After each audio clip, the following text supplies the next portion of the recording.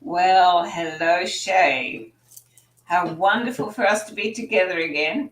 And first, I would like to say hi, Sav, because he's not able to join us after all, and because he's not well. So let's all just send him some good vibes of healing very quickly.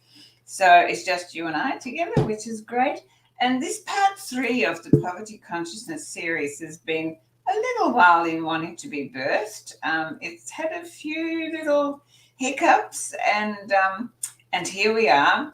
And so I'm really interested to see how it's going to grow. And I welcome everyone who is joining us on this live today. And please, say hi and let us know and leave us a comment because we, of course, like this to be interactive. And I think it's a subject, of course, this poverty consciousness is a subject that is knocking on the door globally. Wherever I look, I see people who are finding it more and more difficult to make ends meet as we're being squeezed. How do you feel about that, Shay? Can you see that from corporations, from the people who are supposed to look after us but don't, as we know, and particularly the governing bodies, that there is absolutely no valid reason to put prices up other than someone is benefiting other than you and I.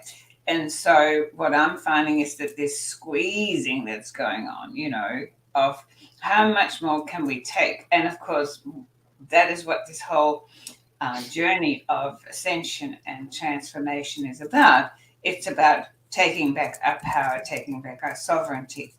But it's not painless, is it? So, how have you been?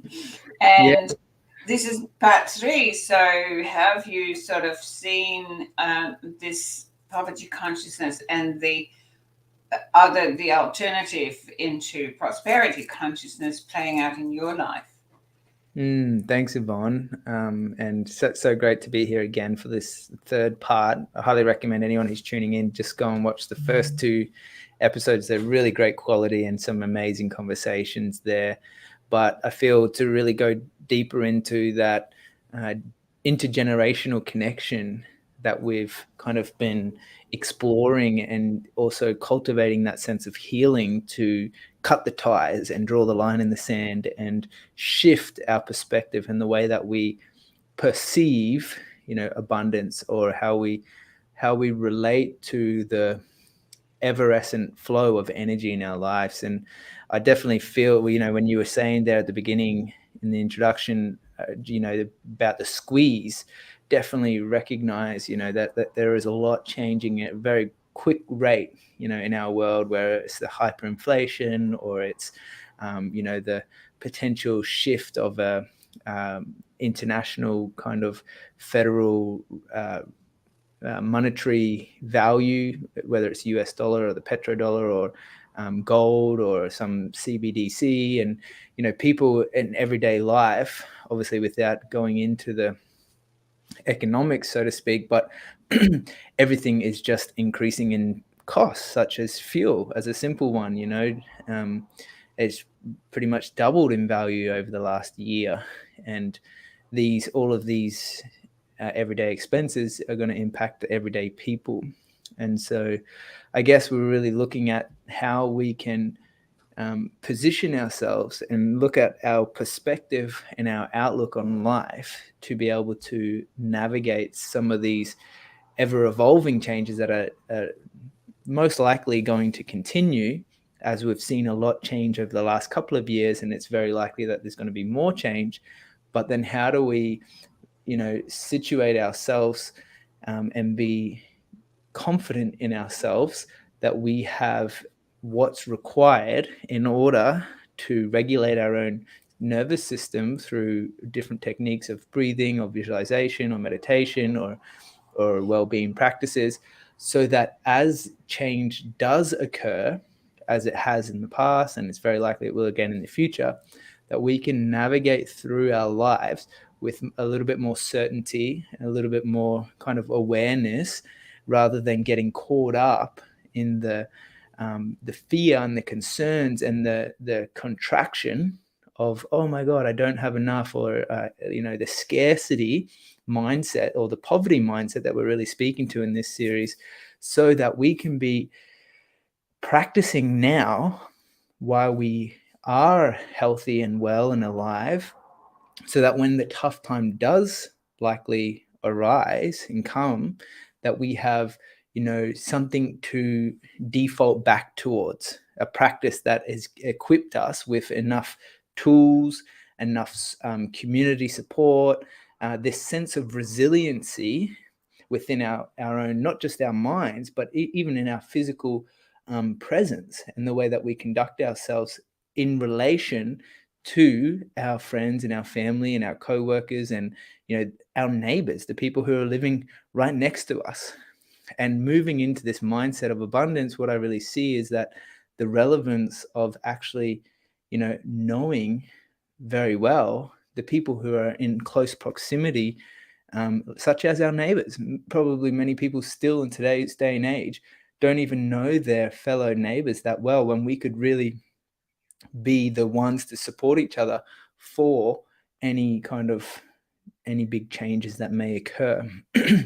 And although I often explore as an observer many different kind of rabbit holes and potentials for our human evolution and our timeline, I often try to reevaluate without going down the whole doomsday prepper situation, but bring it back to, in this moment, what is it that I would want to be doing anyway, regardless of what's happening in the world, and why not do that now because I want to do it, rather than getting caught up in, oh, there's going to be all this fear and all this change coming, and I need to reorientate my life, or I need to do this thing out of a place of needing something or needing to do something, but rather asking myself the question, what is it that I truly desire in this moment now to create in the world, and why not just move forward with grace,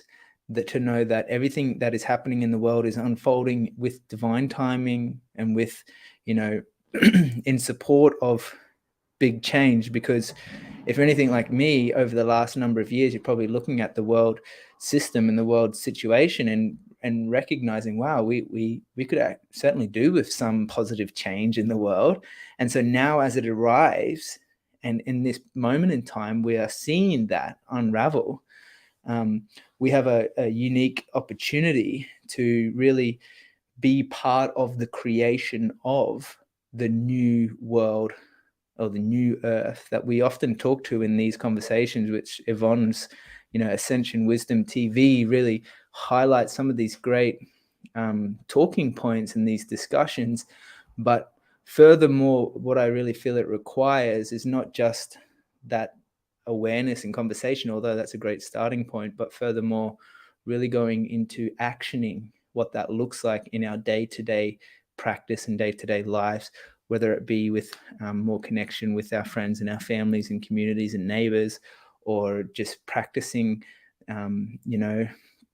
the affirmations that are essential for for my own perspective, and for our perspective to shift. And so there's plenty there for us. And Vonn has shared some great gold nuggets of wisdom in overcoming poverty consciousness in the previous video. So today, what I really feel is going to be relevant is touching on, asking the deeper questions. And are we carrying these from, our ancestral lineage, this level of awareness, or is this something that's been integrated in today's day in life? And then really, again, how we can release ourselves more and more and more and more to move forward in the world. So really excited to open this up with Vonn a bit more. And I just wanted to say hello to Carrie, who's tuning in. She says, hi, souls. Love you both. So good. But Vonn, what are your feelings? How do you? Well, the first thing I want to say is I'm heading for my 83rd birthday. And I know, I worked for quite some time as the director in Mary Kay Cosmetics. And Mary Kay used to say, as a woman who tells you her age will tell you anything.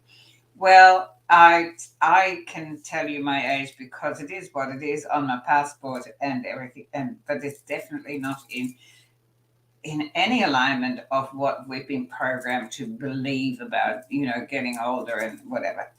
And so when I look at you, Shay, and this is why I just love having these conversations with you and with Sovereign. And yesterday I was working with a beautiful young man who's just turned 20, who first came to me when he was 7, because he just knew in his heart he needed to speak with me. And then, he's come back when he's 20. And I look at that and I go, yes, the new earth, that which is unfolding is in great hands, because you are so vibrantly alive and so forward looking, and I just love it, and I'm so grateful to be here and to be part of that. And so I'm going to just pick up a couple of things that you just said before I dive deep into the ancestral bit. And that was, you said when you looked at the squeeze and the cost of fuel, because what you said, the value has doubled. Well, wouldn't that be good? No, the cost has doubled. And that's something that we really need to look at, because there is no increase in value. There is increase in demand for exchange, for often diminishing value. And this is something that I really feel, well, obviously my team wants to speak about that, because we need to pay attention. And it's extremely valuable for us to look at. The other thing that you talked about was our resilience.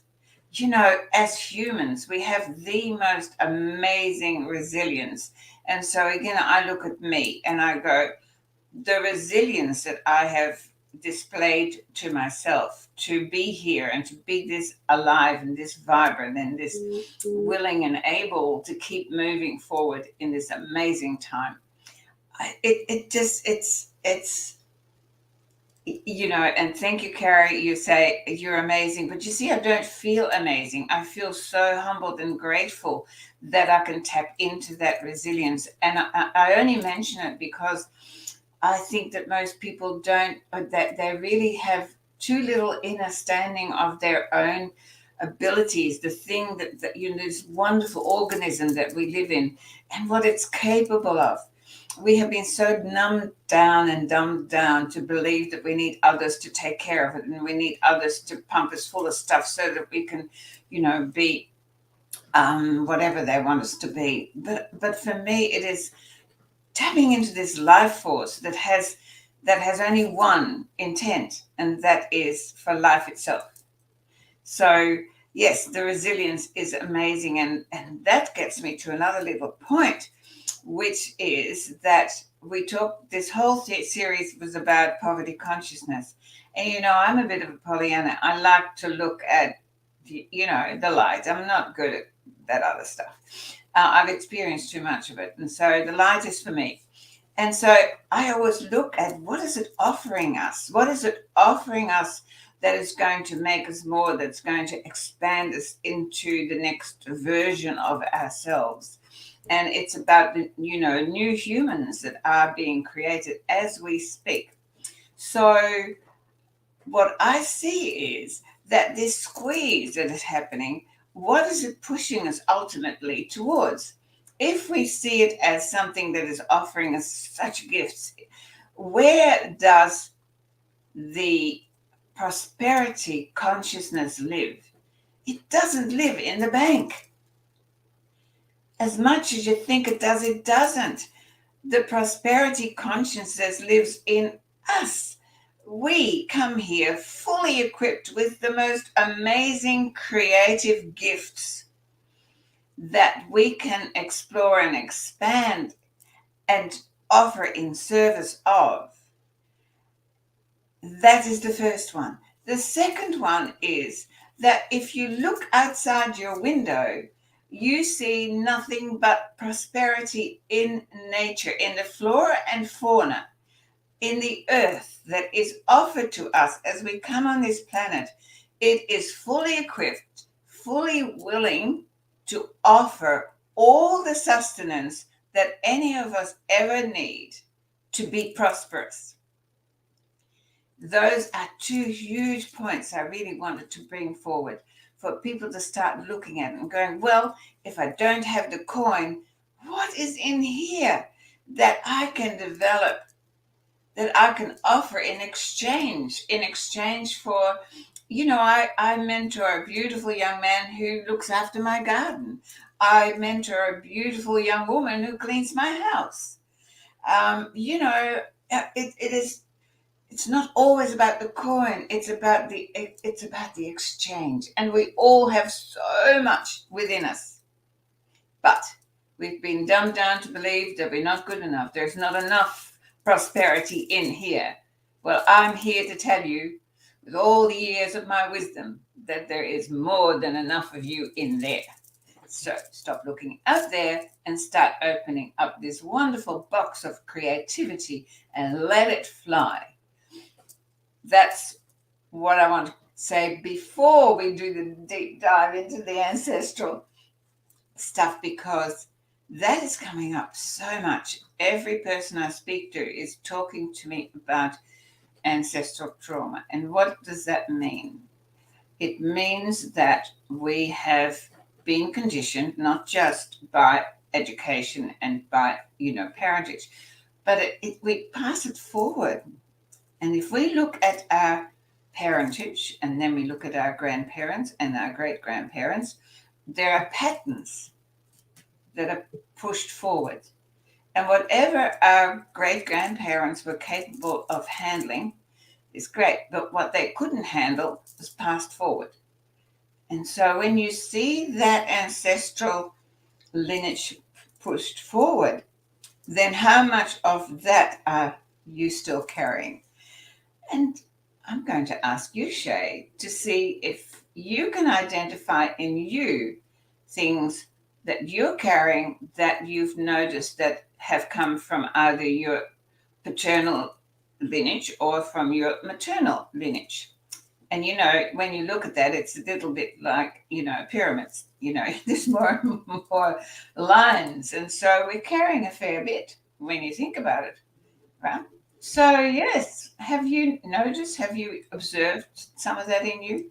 Absolutely. Wow, thanks, Yvonne. I really appreciate you bringing in that focus and the clear intention for us to reclaim our power that has always innately been within us. And it's such a great reminder. It's like, doesn't matter how many times I get caught up in the loop of not having enough and being prosperous, and just bringing it back to reality, which is what you've done just now with that sharing, to realize that the value is within, the most amazing technology that we have, which is our human being and our human loving and our human hearts. It's just phenomenal to be in that space of returning to and remembering that essence of who we are. And I mean, part of this conversation in that remembering process of what we're truly capable of and the power that we have within us, this empowering discussion we're having, is identifying, and some of the greatest leaders have this ability to be able to recognize the patterns and human behavioral patterns, human psychological patterns from that have been essentially passed down through us. And for me, just to give a little bit of context, my mum and my father, they're both from the United Kingdom. My mum's English and my dad's Northern Irish, and they actually met in the United States and then decided to live in Australia.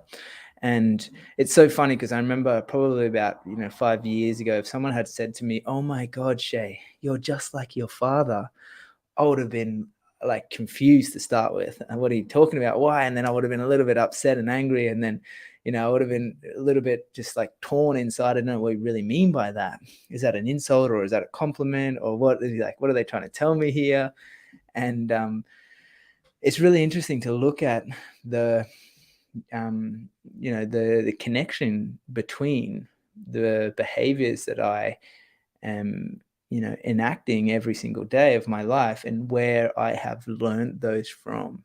And yes, these external influences such as our teachers or our mentors or influence us, really, like we got to strip it back to that early imprinting, programming, conditioning period when we were children, and the impact that those mothers or fathers or guardians, uncles and aunties and grandmothers, the people that are present the most, what they pass on. And for me, definitely recognize that my life has been hugely impacted by both my mother and my father, who are the primary male and the primary female in my upbringing, although I was fortunate to have my uncle and auntie there. But living literally on the other side of the planet to, my other aunties and uncles and grandmothers and grandparents, I didn't have that same kind of village connection, let's say. And my relationship was pretty much with my brothers and sisters and my mother and father, which I'm really grateful for. I've got a great relationship with.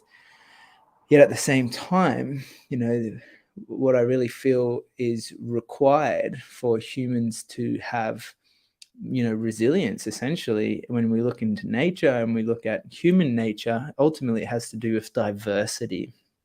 And if you go out into an old growth forest, as an example, you don't just see one type of tree throughout the forest. You see hundreds of species of life and support structures and different trees and plants that offer a symbiotic relationship in order for the youngling to grow. And so I feel in my life there has been a piece that has been missing, let's say, in a more integrative, holistic approach of raising younglings, in terms of having the wisdom come through from the older elders of the clan or the tribe or the family, where it was I was very much in the act of doing all the time with my youthful mother and father.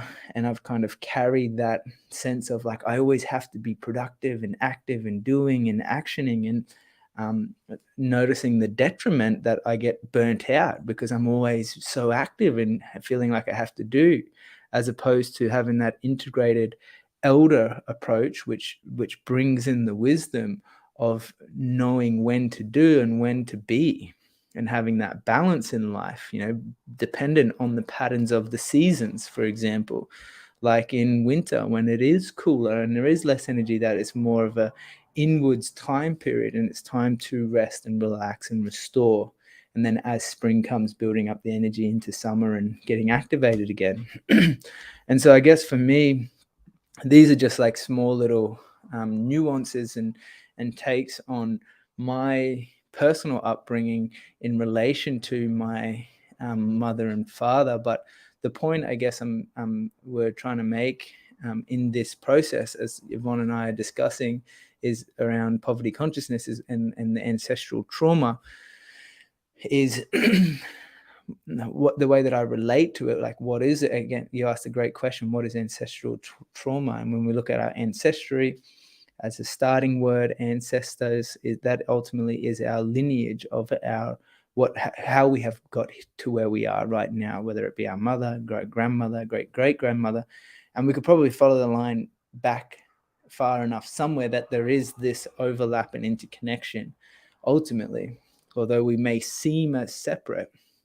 When we go back to the origin and to the source and to the core, we're coming from one source ultimately. And then looking at the trauma-based element of it, for me, this is ultimately a moment of heightened, elevated emotion. That's what generally we remember in our neurochemistry, these experiences in our life that have caused us the most either expansive or contractive states of, whether it's pain or suffering or fear or being terrified and afraid. When we're contracting and we're like, oh my God, we're afraid, our bodies are remembering that imprint so that we can be prepared and anticipated to protect ourselves from experiencing that again later on in our lives. So there's an element of the body's memory that is storing that information, if it's not fully expressed, the energy in motion or the emotion, which is a very powerful recognition of human behaviors that generally stem from human emotional patterns, and recognizing that ultimately, and this is again me standing on the shoulder of giants, of people who have studied this work for many years and dedicated their life to it, and I'm just somewhat kind of paraphrasing this to just focus on and emphasize the point that as human beings we have this beautiful potential, again, for resiliency, but also for healing and for hope and for change and transformation. And again, we're kind of agreeing that things in the external world are certainly changing, and so why not things on an internal world, in my inner universe, in my emotional kind of awareness, may also need to be expressed or shifted or changed or felt. Because I know my upbringing and past was to kind of cope. I was, there was so much tension inside and hanging on to an attachment to like this, not things wanting to hold things together, without realizing that it takes more energy to clench and hold on to internally than it does to take an outward breath and release and let go and surrender. And what I feel is the cause of a lot of not just coping with the trauma, but actually the just kind of dealing with is recognizing that it's almost like, and I've been very good at this, in comparing myself or my experiences to others, and seeing my experiences as insignificant and putting other people up like, oh my God, they would have had, they much different upbringing or different environment, or they haven't been as privileged as I, or brought in this amazing country. Yet at the same time, my system and my body and the way that I process the information doesn't know the difference between the stimulus. So what I mean by that is, just because, in my instance, for example, it might not be as extreme as of what some people go through in their lives, yet it can still impact me in the same way that it requires still, processes of healing and integration and compassion to be able to move through and come out the other side, which is not, I would suggest, an external process. It's not like for me to create and produce something, I have to put it through a machine and create this like thing on an external process to get the outcome. It's actually an internal alchemical process. And what I mean by alchemical, it's like taking lead and turning it into gold. It's like seeing that the trauma is the transformation.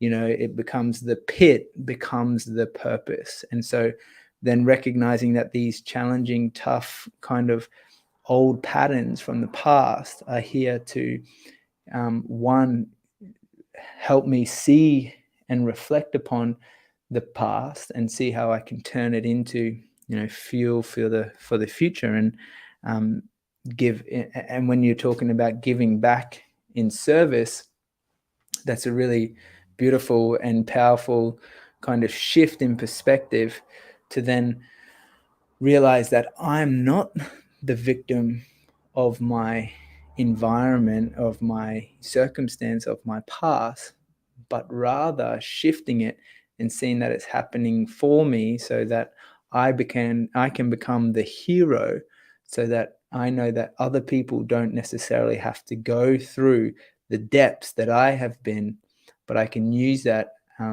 with humility and with humbleness, to share, whether it be my own story or my own experience, so that other people can then learn from that and again, stand on the shoulders of the next generation to have that deeper sense of connection to who we truly are. And I guess, like, I would also love to hear more from Yvonne and what you know, how you relate to this ancestral trauma that we may or may not be potentially carrying, and how to release it, how to be sure that the next generation, because this is a very relevant topic for me as well, having a nephew and nieces, and I'd love to be a father one day. What kind of environment do I want to create, and do we want to create moving forward for the next generation of children? And how, and then the bigger question is, you know, how, what is a daily practice to cultivate that sense of safety and security in the human being's self-worth, rather than an external material monetary, you know, oh, here's $10 and keep them quiet, going out to the shop to buy something, as opposed to building on the relationship, the emotional intelligence with the young generation, to have in like hardwired into their nervous system, into their physical structure, a sense of clarity into who they are and why they're here, and so that they can make those decisions on their own, as opposed to always seeking validation and acceptance or approval from something in their external environment, such as a parent or a brother or uncle or so forth. And I'd be curious to know what kind of what your suggestions are as a mother and a grandmother and an auntie, and in cultivating that within the next generation, to really draw the line in the sand of shifting this intergenerational pass on. Wow, yes. You know, it's fascinating listening to you and saying how you were missing that, you know, the village of the extended family. And of course, I too was in that position and still happy. So I was born into persecution. So, you know, into the Second World War with a Jewish mother and a Protestant father, although no, not religious of any sort.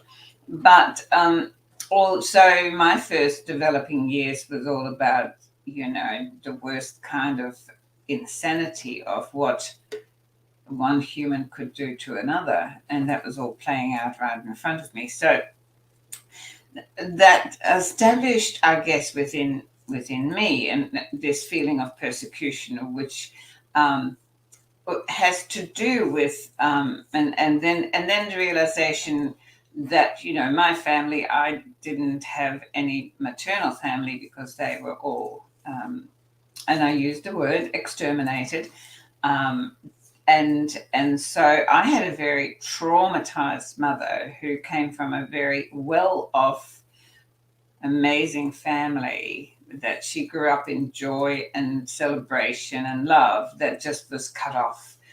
And so that trauma lived, that was expressed throughout my whole life. And so I took upon myself to reduce that as much as possible. So I was always doing whatever I could to make her life better.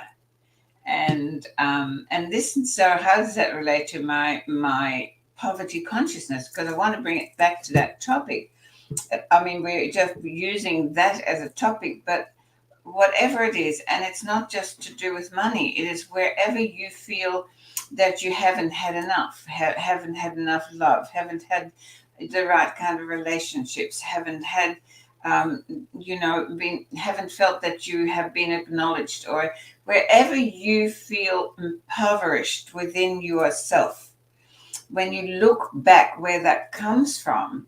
So when I look back and I saw the suffering that my mother went through because my father was emotionally unavailable. He couldn't cope at all with what happened during the war. So they were freedom fighters. So they were heads of the underground, and that's a whole other story. But that he just shut down. So she couldn't, there was no debriefing going on.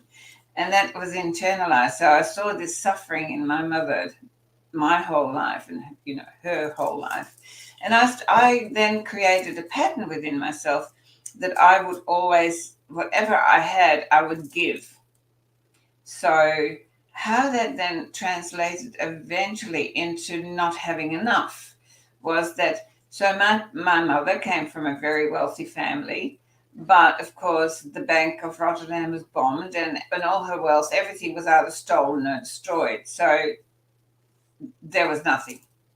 My father was a very highly educated man who was really quite well off, but of course that too was diminished. So they decided they would go. My dad got a very high position in Indonesia, and off we went. So whatever little village we had around us left disappeared, and there was just the four of us, and off we went to Indonesia. But when we got there, of course, Mr. Sukarno had risen and decided that every white person needed to be beheaded. And so we walked straight back into a war zone. And that's a very interesting sort of thing to decide to birth yourself into. But looking back at it, I mean, it was absolutely perfect because my innate is that of peace. And so I experienced the complete opposite of that. And so when I look at that, I was impoverished in peace. And that has been my focus is to create love and peace amongst men, because I lived the opposite. And to this day, that is what my focus is. That is what the New Earth communities are about. So a pattern arose that because my dad had this really whiz bang, position that we went for, and we had chauffeurs and servants and all the things you have in the East, and we lived a pretty good life until Sukarno decided to get a pair of scissors, literally. Well, he didn't, but my parents did, and cut every note in half overnight. So that's how he reduced the value of the rupiah. So if any Indonesians are watching and think that he was a great being, he was an idiot. And I would just like to say that before he made that decision, he took all of his own money and sent it to Switzerland.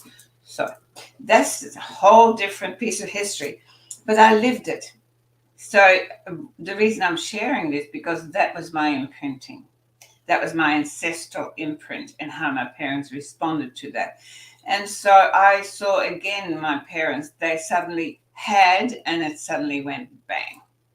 And so eventually we had to flee with our lives and with no money because it was all confiscated. So we landed back in an overcrowded Holland with not a dime.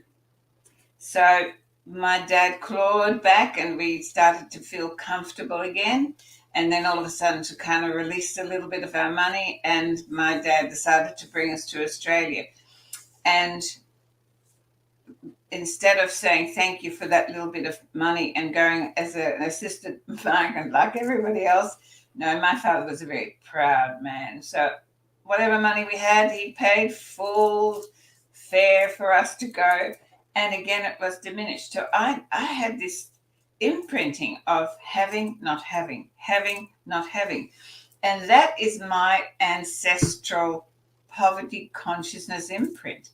And so my whole life I would have, and what would I do with it? I would give it away. I would make people happy with it, right?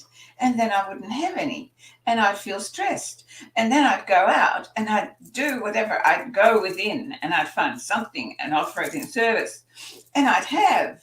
And as soon as I had, I would give it to you, because that is what I did. I make you happy. And then I'd go, oh, my coffer is empty again. So that imprinting is what I really want to explore. I want people to explore within themselves the patterns that you see yourself act out. Where did you make that decision? And it's always a coping mechanism. It's a coping mechanism. And I have to say, to this day, I still do the same thing. And you know what? It's a part of me that I accept with love. Now, that is where you say, how do we heal? So, I saw so much suffering in my parents, and obviously my grandparents, who were, we won't go into details, but I saw so much suffering, and I'm here to complete that for them. And it's not about money. It's about not having the right to live, not having, not feeling safe, not being acknowledged as a human being. All of those things, and that is what I've been working on and completing in my life. The poverty consciousness, I've never, ever, ever been without. I've never, ever, ever had a worthwhile bank account either. But, you know, when I signed up to follow my soul path, I knew that as long as I did that, the supply would always be there. Because this is a yes universe. So as you give, so you receive. And that is a gift that came out of all of that trauma. My ability to give.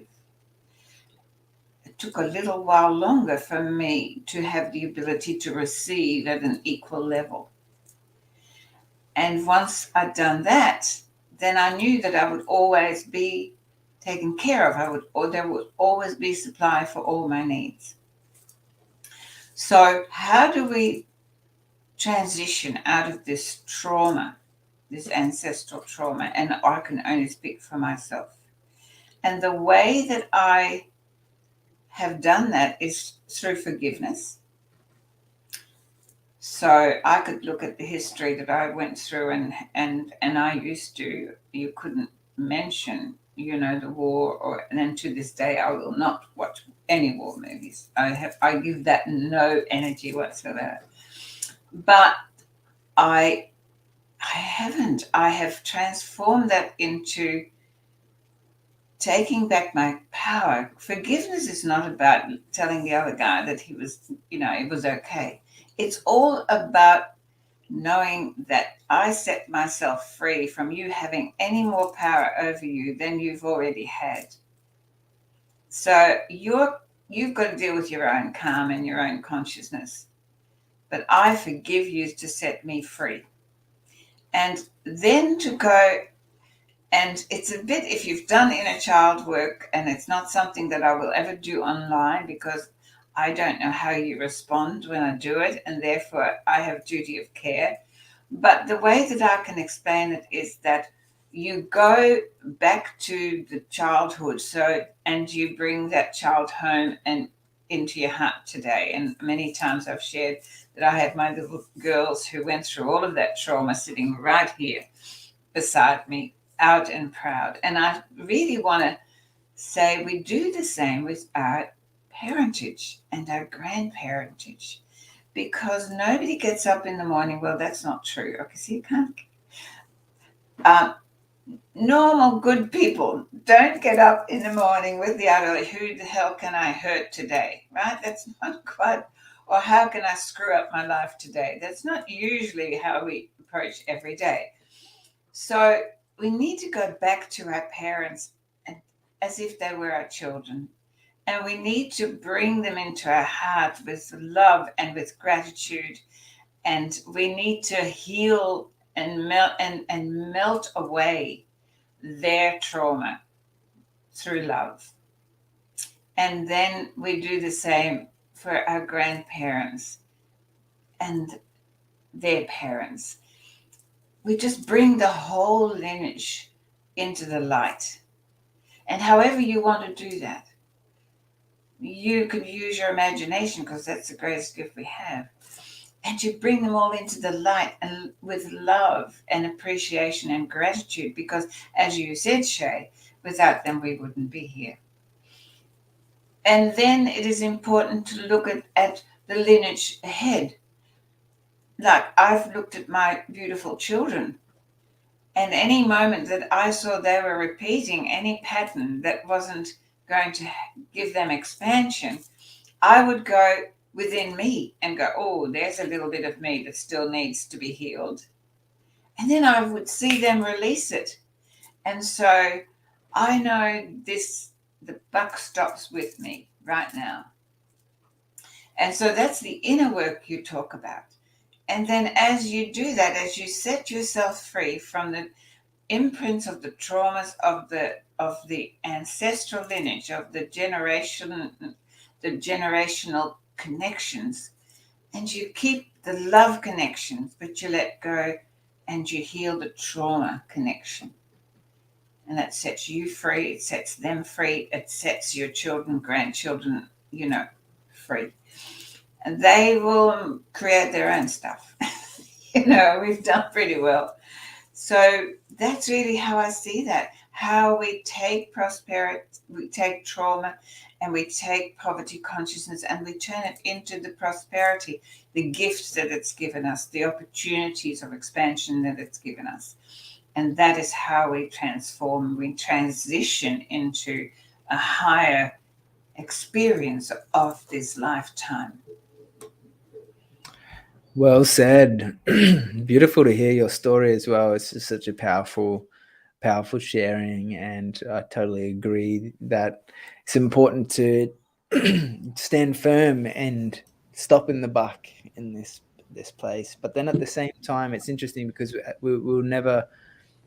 I mean, I feel every single one of us is on our own unique journey, and although we have these kind of individualized experiences, there are a lot of common threads and these patterns, and using them, identifying the patterns, because what I've noticed as well is that there are some patterns that, as you expressed, you came into acceptance of and had love for, but there are some unique patterns that are beneficial that we can utilize for a positive reinforcement of way of being and of serving others. And so, yeah, having that awareness of the patterns and then making a conscious decision whether or not to utilize the patterns or not, and put them to bed, and then look at the last step of pattern creation. Like, what kind of patterns do we want to embed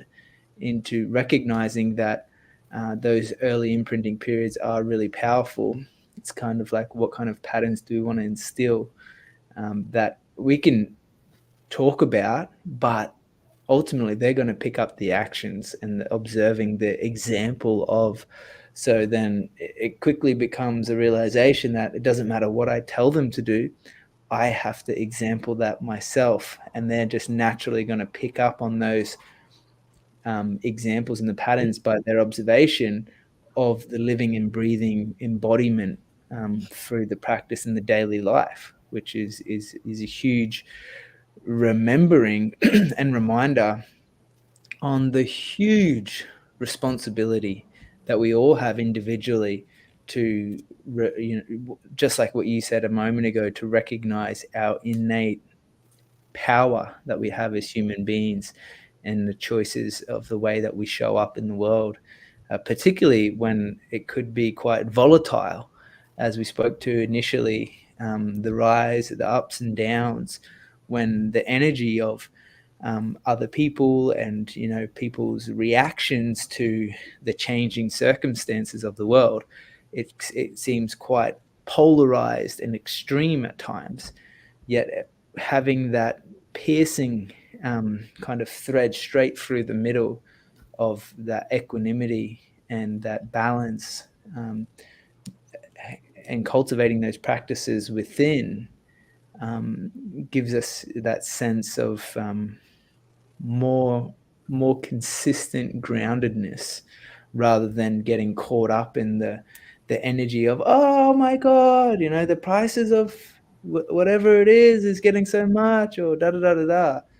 But having the practice to reflect on a deeper internal relationship that I might have with my upbringing and relation to have been in poverty or being in prosperity. And that is a more empowering kind of question and discussion conversation to start asking and inquiring around. So that is certainly our intention with these calls, is to offer that sense of empowerment to you guys listening and tuning in. And I really truly hope that there are beneficial golden nuggets that you're taking away. I know I certainly have received many over the years with Vonn, and I'm grateful to be able to share in this space as well. Vonn, is there anything else you want to share on this topic? Well, there's the phrase that says, the poor get poorer and the rich get richer. But and that's often so. The question is why. It's about mindset. So if you're born into poverty consciousness, then that's the imprint that you are brought up on. That is the lens that you then look through into the world. And it's very few that actually break away from that lens. The imprinting is so strong. And so if you're listening to this, you'll recognize that the rich get richer simply because that is the imprint, that's the mindset. And many times we've seen multi-millionaires who've lost everything, and in 5 minutes, well, a little bit more than that, they have regained it. And often the poor will then point the finger and say, you must be shonky. No, it's a mindset. They know no different. So if you're born into poverty, you know no different until you choose to know different. And if you're born into wealth, you know no different, because all you see is through the lens of wealth. You expect it, it's a given. You never think that it could be anything else. And even when it's taken away, you know that it'll turn up again, because that's all you see. So we need to really examine our mindset when it comes to poverty consciousness versus prosperity consciousness. And the trick is, whether it's ancestral or not, the trick is to choose which lens that you want to look through. Because as at the beginning of this conversation, I said, the prosperity lives here and lives in nature around us, and we are part of that nature. And when we start seeing that over and above, whether we have coin or we don't have coin, then we can be prosperous forever.